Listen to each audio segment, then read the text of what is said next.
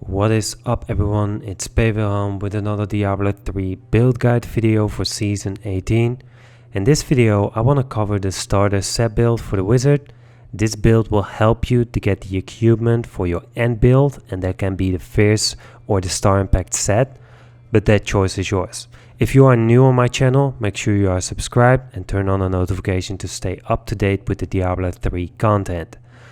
So, the Season 18 set reward for the wizard is the Delsere's Magnum Opus set, and because of that we want to work with the Endless Walk set, and of course because this will be a farming build, we want to use the Frozen Orb skill since it deals area damage, and that's how we clear the rift as fast as possible. So you want to equip all the 6 pieces of the Delsere's Magnum Opus set, and to get this set working you want to use the skill Slow Time. If you are inside your slow time, you take 60% damage reduction, and if you play with some friends, they take 30% damage reduction. If a monster is caught in your slow time, they take 8500% increase in damage, and that's enough damage to destroy them with your Frozen Orb. Now the last part, slow time has a cooldown, but whenever you cast Frozen Orb, and if you hit some enemies, that cooldown will be lowered and you don't have to worry about that. Now for the Endless Walk set.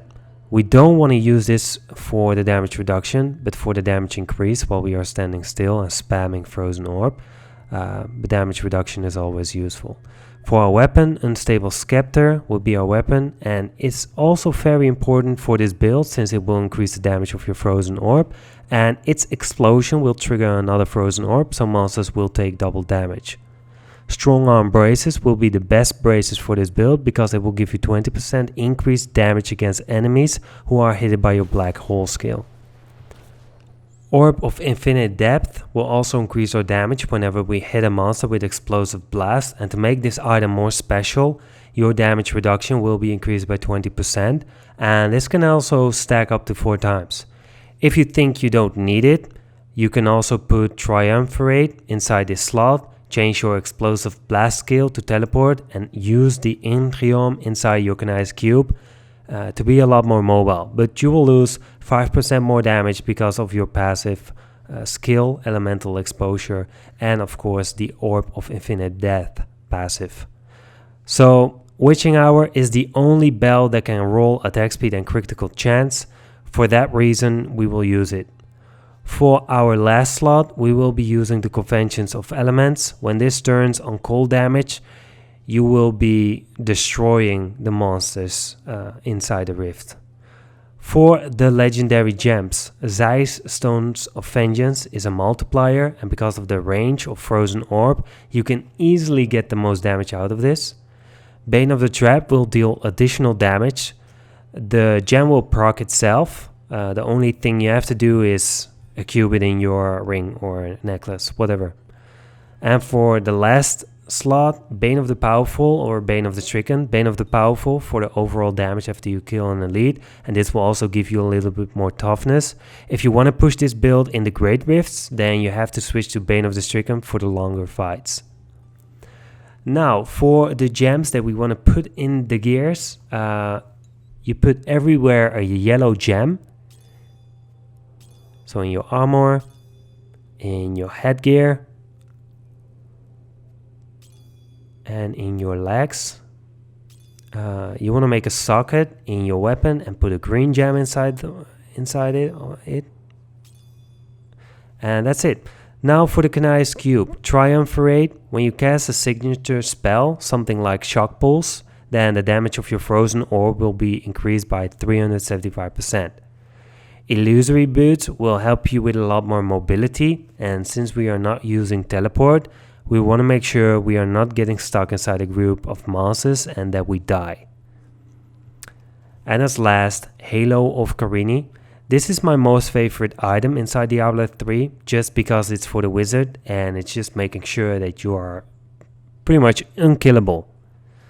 For the skills, you want to keep in mind that you cast Slow Time as much as possible on the targets you want.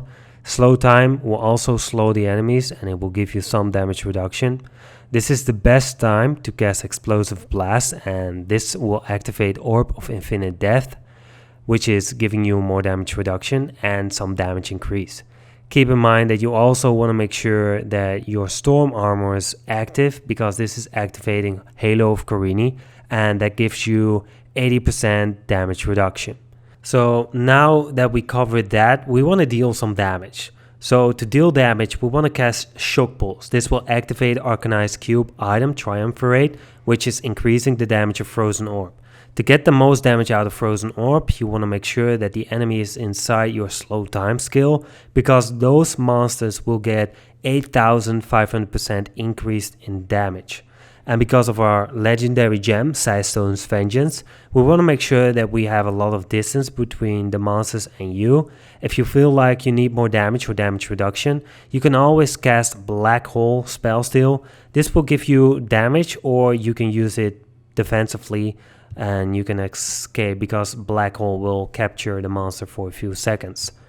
For our passives, Unstable Anomaly is just giving you a second life after a big mistake. Power Hungry for the additional damage increase when monsters are 30 yards away or more.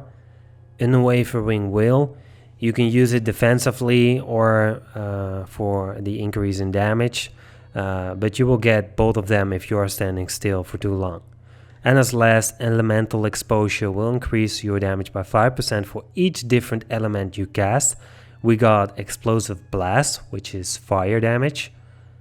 We have Black Hole, which is arcane damage.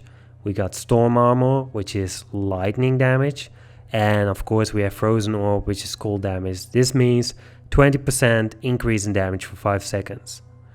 For the Paragon points, as you were watching my Great Rift 75 clear in the top corner screen, I'm using these Paragon point stats for it. I have no idea how much it is. I think it's around 250, but who knows. Now for the stat priorities.